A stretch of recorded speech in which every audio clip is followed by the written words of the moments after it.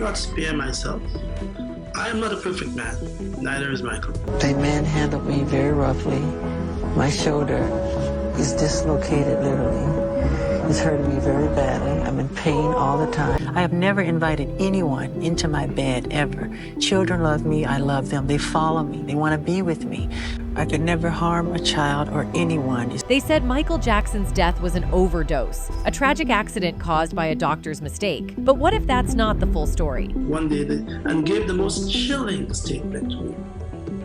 Conrad, do you know that your life and my life will become inseparable? Whispers of secret treatments, questionable routines, mysterious late-night visits. And now, years later, the truth is finally starting to leak out. To Michael's late term, Michael's words, he was chemically castrated. Shocking details that raise one chilling question. Was Dr. Conrad Murray just careless, or was there something far more sinister at play? Let's get into it. When the world learned Michael Jackson was dead, the official narrative came fast. Cardiac arrest caused by an accidental overdose. Just another tragic celebrity death, right? But from the very beginning, something felt off. Too many questions, too few answers. And at the center of it all stood one man, Dr. Conrad Murray, a name most people had never even heard before June 25th, 2009. And suddenly, he was the last person to see the King of Pop alive. And as investigators peeled back the layers of what really happened inside that rented Holmby Hills mansion, a disturbing picture began to emerge. Tragically, Jackson's journey to reclaim his former glory was hindered by chronic back pain stemming from an onstage accident in 1997. This persistent discomfort led to his dependence on pain medication, impacting his sleep patterns at the time of This Is It. The responsibility for Jackson's health during this critical period was entrusted to Dr. Conrad Murray by the show's promoter, AEG Live. Dr. Murray, in turn, administered prescription D to address the pop star's health challenges. Of course, the most hidden treasure trove of his life is with me.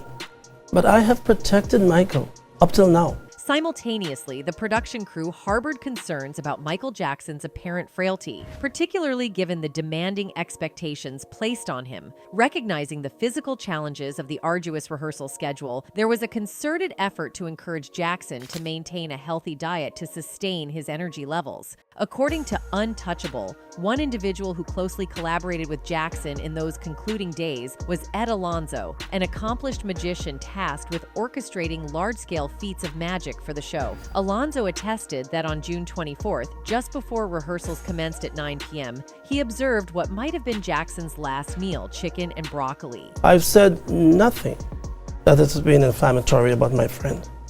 I protected Michael. You see, when I had a meeting at the house with AEG officials, the expectations placed on Michael Jackson to deliver sensational performances throughout his 50-night residency were monumental. While undoubtedly motivated to provide his fans with an unforgettable experience, reports indicated that the singer was facing significant financial challenges. Agreeing to the shows was seen as an opportunity to revitalize not only his career and reputation, but also his financial standing. Consequently, the early rehearsals proved to be demanding, with the King of Pop grappling with poor health and inadequate sleep, causing concern among the production team. Despite the pain and suffering that I've encountered. Facing these challenges, Jackson was notably absent for several early rehearsals. As the opening night of This Is It in London loomed just a few weeks away by the end of June, the pressure intensified for things to fall into place, underscoring the urgency to overcome obstacles and present a triumphant performance. During the last rehearsal at the Los Angeles Staples Center, multiple witnesses, including Ed Alonzo, attested to its resounding success. Jackson appeared notably happier and healthier than in any preceding rehearsal, leaving a positive impression on the observers. The session extended until midnight and encompassed Jackson's complete repertoire of hits. As the night concluded, there was a collective conviction that they were moving in the right direction. Jackson expressed satisfaction and gratitude to the team, ending the evening on an optimistic note. However, fate took a tragic turn, marking the final appearance of the King of Pop before the team. Despite Michael Jackson's evident energy and enthusiasm during his final rehearsal, he grappled with issues at home, particularly related to sleep. Despite his genuine excitement about the quality of the This Is It performance, calming himself down proved challenging, as detailed in Untouchable. Nonetheless, he made an effort to go straight to bed, with Dr. Conrad Murray tasked with preparing medications aimed at aiding the overworked star in getting much-needed rest for his comeback residency. Between 1:30 a.m. and 3 a.m., Murray administered 3 different sedatives: Valium, Ativan, and Versed. Additional doses were given throughout the night as Jackson's insomnia persisted. Michael Jackson never mentioned a single doctor to me who was treating him with opioids, Propal. Disturbingly, reports indicate that Michael Jackson's final request to Dr. Murray was for some milk. However, this seemingly innocent term concealed a more ominous reality. Untouchable reveals that milk was Jackson's nickname for Propofol, a medication to which he had developed a dependency due to chronic pain. Shockingly, Murray administered this substance at 10:40 a.m., marking a tragic turn of events in the life of the iconic performer. In an interview with the Associated Press, Kai Chase recounted the unsettling moment the following morning when she sensed that something was gravely amiss. "I thought maybe Mr. Jackson was sleeping late," Chase said. "I started preparing the lunch and then I looked at my cell phone and it was noon." About 12:05 or 12:10, Dr. Murray runs down the steps and screams, "Go get Prince!" He's screaming very loud. I run into the den where the kids are playing. Prince, Jackson's oldest son, runs to meet Dr. Murray, and from that point on, you could feel the energy in the house change. I walked into the hall and I saw the children there. The daughter was crying. I saw paramedics running up the stairs. Around lunchtime, Murray rushed down the stairs, urgently calling for Jackson's son, Prince. The situation escalated when paramedics arrived and hurried to Jackson's room, prompting the family to gather downstairs where they initiated prayers.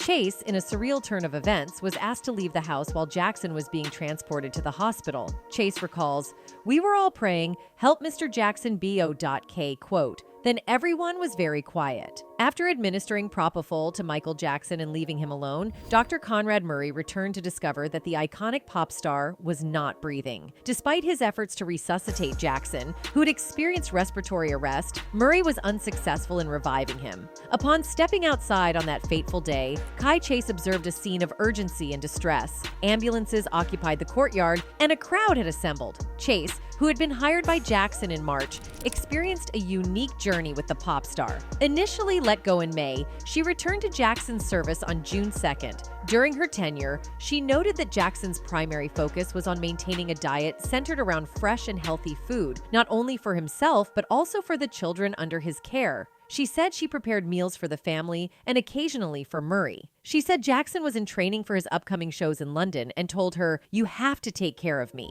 According to Kai Chase, on typical days, Dr. Conrad Murray would bring Michael Jackson the specially prepared fruit juice drinks she crafted, accompanied by granola with almond milk. The pop star's lunch, shared with the children, featured a menu ranging from items like spinach salad to chicken. Sometimes Dr. Murray would join them for dinner, which might include dishes such as seared ahi tuna. Chase mentioned that the doctor would consult with her regarding the 50-year-old singer's dietary preferences, ensuring that he ate properly. To get Mr. Jackson's juices or some sort of breakfast for him for that morning. So around that time, I noticed I hadn't seen. Despite the routine, the only peculiar aspect was the presence of oxygen tanks. Chase admitted to never inquiring about the purpose of the oxygen and emphasized that she noticed no indications of Jackson being on D or experiencing declining health. Normally in the morning, he would bring oxygen tanks from upstairs downstairs, one in each hand, she said. Authorities conducted searches at Dr. Conrad Murray's Las Vegas home and medical office as part of an investigation, which also involved raids of his clinic and storage in Houston the previous week. Pending toxicology reports, investigators are operating on the theory that the potent anesthetic Propofol may have played a role in causing Michael Jackson's heart to stop, as per a law enforcement official speaking to the Associated Press. Murray reportedly informed investigators that he routinely administered the D to help Jackson sleep, including on the early morning of June 25th. I did not spare myself. I am not a perfect man. Neither is mine. The official, speaking anonymously due to the ongoing investigation, disclosed that Propofol is meant to be administered exclusively in monitored medical environments by trained personnel. Murray allegedly left the bedroom and returned to find the star unresponsive, marking a critical point in the unfolding events under investigation. The gravity of the situation ultimately led to Murray's legal troubles. Initially, the police said Murray was cooperating and did not label him a suspect, and his lawyer, Edward Chernoff, has said the doctor didn't prescribe or administer anything that should have K'd Michael Jackson. Similar to Dr. Murray, Kai Chase revealed that she had been enlisted to join Michael Jackson for his comeback concerts in London. Interestingly, the request for her involvement came directly from Jackson's 12-year-old son. Prince said, "Daddy wants me to tell you he wants you to go to London with us," she recalled. "I said, tell your daddy that I'm pleased and honored." Having completed paperwork and submitted a copy of her passport to the Jackson staff, Kai Chase anticipated departing for London on July 3rd. On June 23, Jackson informed her, "I'm packed and I'm ready to go." Sadly, just 2 days later, the pop icon passed away. This marked the end of what Chase described as her dream job and a picturesque period in her life. The journey began in March when Michael Williams, Jackson's assistant, contacted her. Initially unaware that the client was Jackson, she was informed that her services as a personal chef were requested. "I couldn't believe it," she said. "I asked him if I was on candid camera. I said, 'Am I being punked?'" Kai Chase explained that Michael Jackson had reviewed her resume, which highlighted her experience cooking for Macy Gray and Jamie Foxx, along with catering a fundraiser for President Barack Obama. Jackson was also aware of her multiracial background and the fact that Red Fox was her godfather. However, before officially starting her role, Chase had to undergo approval from 3 additional individuals, the Jackson children. "I came to the house and the first people I met were the kids. They started interviewing me," she said. "They told me, 'We're into healthy eating.' When they approved her, she went to work and we developed a really great bond. Most days," she said, Jackson made a point of having both lunch and dinner with the children, Prince 11-year-old Paris, and 7-year-old Prince Michael II, known as Blanket, and each meal was preceded by Paris saying grace. After weeks of healthy food, she said she wrote Jackson a note with a suggestion. "I said, 'What about doing comfort food Saturdays? We could do barbecued chicken and corn on the cob, maybe Mexican food or soul food.' She said he loved the idea, but as the concerts approached, healthy eating returned full-time. He said, 'I'm a dancer,' and he wanted food that would not make him cramp up while he was dancing. She treasured little notes she received from the children and from Jackson, and a present he gave her. One day he handed me a little gift bag and said, 'This is for you from me and the children.' He had given me an iPod Touch because the children told him I still had a Walkman. It had the 25th anniversary Thriller album loaded on it." She said she has visited with the children since Jackson's death and they are doing well. "They have so many cousins to play with." As for Chase's future, she said Jackson encouraged her to write a cookbook, and she has written one tentatively titled Fit for a King. It includes recipes she cooked for Jackson and the story of the time she worked for him.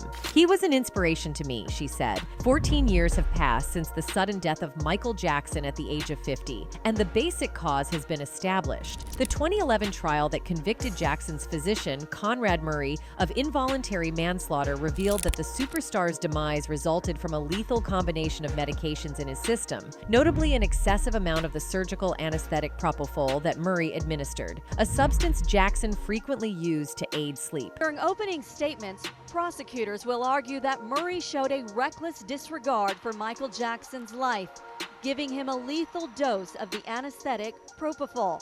83 minutes. The doctor, the damage, and the shocking death of Michael Jackson meticulously confirms these details, offering an in-depth exploration of the events between Murray leaving a heavily D. Jackson alone in his bedroom and the moment Jackson was brought on a gurney to Ronald Reagan UCLA Medical Center, where he was later pronounced dead. Beyond the events of June 25, 2009, the book delves into the various factors that converged over the years, contributing to the untimely end of the King of Pop's life. Authors Matt Richards, a documentary filmmaker, and Mark Langthorne, a former music industry manager, present a book that doesn't claim exclusive access to Jackson insiders or groundbreaking revelations about the enigmatic life of the moonwalker. Instead, they meticulously connect the dots using testimony and evidence from Conrad Murray's trial, along with previously published media reports and books about Jackson. The narrative spans from the gloved one's reign in the 1980s to his concluding days as an artist grappling with addiction and financial struggles while attempting a comeback for which he was neither physically nor mentally prepared. As far as Michael Jackson was concerned, the 27th of January 1984 was the beginning of the end, Richards and Langthorne write, referring to the day Jackson suffered third-degree burns on his scalp while filming a Pepsi commercial. According to the book, initially published last year in Britain,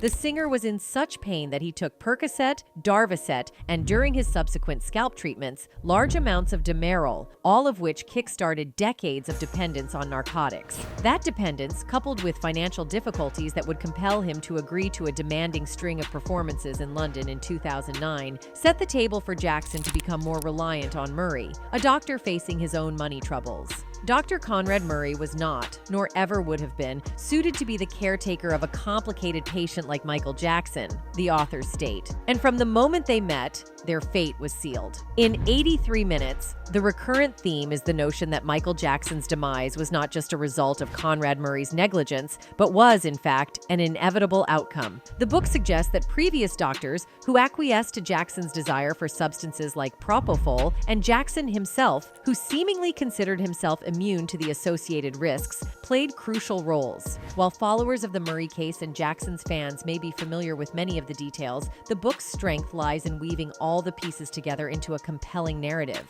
Just stunned right now. I love Michael Jackson. My condolences to his family. That's crazy. The rumor mill then went into overdrive, churning out countless explanations and theories about MJ's passing. One prominent theory suggested that MJ was deliberately eliminated and that the doctor was part of the plot all along. They also claimed that several medications were found at the singer's residence after his death, many of them listed under fraudulent names. According to a 2004 police report, the late singer was taking up to 40 anti-anxiety medications. As a result, fans believe that Dr. Murray was merely a victim of circumstances and should be let off with just a slap on the wrist. However, Paris Jackson, MJ's daughter, doesn't share those sentiments. Like her aunt LaToya, she believes her father was assassinated by people who were after his money and legacy. In an interview with Rolling Stone, Paris claimed that all the evidence points to this theory and that only true fans would understand it. He would drop hints about people being out to get him, she said. And at some point, he was like, "They're gonna kill me one day." Asked by interviewer Brian Hyatt if she thought her father was, the 18-year-old replied, "Absolutely, because it's obvious. All arrows point to that. It sounds like a total conspiracy theory, but all real fans and everybody in the family knows it. It was a setup." Paris Jackson believes that all true fans and family members know it was a setup and a lot of BS. However, unlike some fans and her aunt LaToya, she doesn't blame Dr. Conrad Murray entirely. Paris thinks the whole situation was like a chess game involving many people who had or wanted a stake in MJ's estate. She implied that the plot was far more complex and hinted that she knows more than she's letting on. By calling it a chess game, Paris suggested that revealing too much could complicate matters, as no one would want to take the fall for ending a musical icon whose fame and global reach could spell doom for anyone who tried to harm him. Thus, she believes the real culprits prefer to stay in the shadows and manipulate things from behind the scenes. So Paris decided to keep what she knew to herself, hoping she could achieve justice for her father once she became rich and powerful. If she couldn't, the 25-year-old model hoped that someday her dad would get the justice he deserved. Speaking to Rolling Stone magazine, she said, "I definitely do want justice, but it's a chess game, and I am trying to play the chess game the right way, and that's all I can say about that right now." Authors Matt Richards and Mark Langthorne maintain a balance between respect for Jackson and a willingness to confront the harsher realities of his life. However, there are instances where 83 minutes delves into invasive territory that may not always contribute to a deeper understanding. The book delves deeply into the specifics of Jackson's death, leaving little room to explore broader issues like the VIP syndrome that allows the rich and famous to receive special treatment, even when it may not be in their best interest. The recent passing of Prince, another iconic pop star who died with an excess of medication in his system, serves as a poignant reminder that Jackson's death was not the first nor the last preventable loss of an extraordinary talent. Prince has died at his home in suburban Minneapolis, and well, this was broken initially by TMZ. Yet while many in the entertainment world expressed sadness and shock, a different, more unsettling reaction came from several people close to Jackson and his family, who described Jackson as unavoidably thin and fragile. Filmmaker Brian Michael Stoller, who visited Jackson in April, was shocked by his weight loss. "I hugged him and it was like hugging bones," he tells People. "After seeing him, I never thought he would complete the tour," says Dr. Furpo Carr, a friend and confidant of Jackson's. "I sensed something was wrong and, quite honestly, I wasn't terribly surprised when I got the news. I would get word from people in his camp that things weren't quite right." A source close to the singer, who didn't want to be identified, adds, "Michael hasn't been feeling well. All last week he'd stopped coming out of his house to see his fans. He was doing that every day." And even before UCLA doctors declared Jackson dead, family attorney Brian Oxman, who huddled with the grieving family at the hospital, raised the specter of possible foul play or an accidental overdose prescribed for the singer's long history of physical ailments. "If you think that the case of Anna Nicole Smith was an accident, it is nothing in comparison to what we have seen in Michael Jackson's life," Oxman told CNN. Michael Jackson was on the brink of a significant leap of faith, testing himself and those who believed in him. It was an opportunity to dispel criticisms about his peculiar appearance and what seemed to be a manufactured version of family life with his 3 children, whom he was raising alone.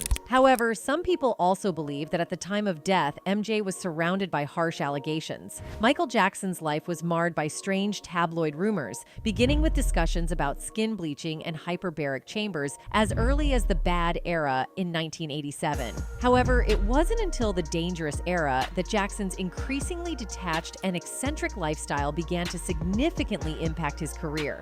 I've helped many, many, many children, thousands of children. Cancer kids, leukemia kids. This is one of many. In 1988, Jackson purchased a vast property in Santa Barbara County, naming it Neverland Ranch after J.M. Barrie's Peter Pan, where children never grow up. Jackson developed close friendships with young children and often invited them to stay for extended periods at Neverland Ranch. This aspect of his life became increasingly scrutinized, and in 1993, Jackson faced accusations of SA involving an underage boy at the ranch. These allegations would continue to haunt him, creating a persistent shadow over his legacy. And that first night, Michael just kind of took us on a little bit of a tour, and he said to me and my sister, "You can stay in one of the guest rooms or you can stay in here." His fans also acknowledge that even though he's no longer with them physically, he will always remain in their hearts. That's it for today. See you in the next video. Until then, goodbye.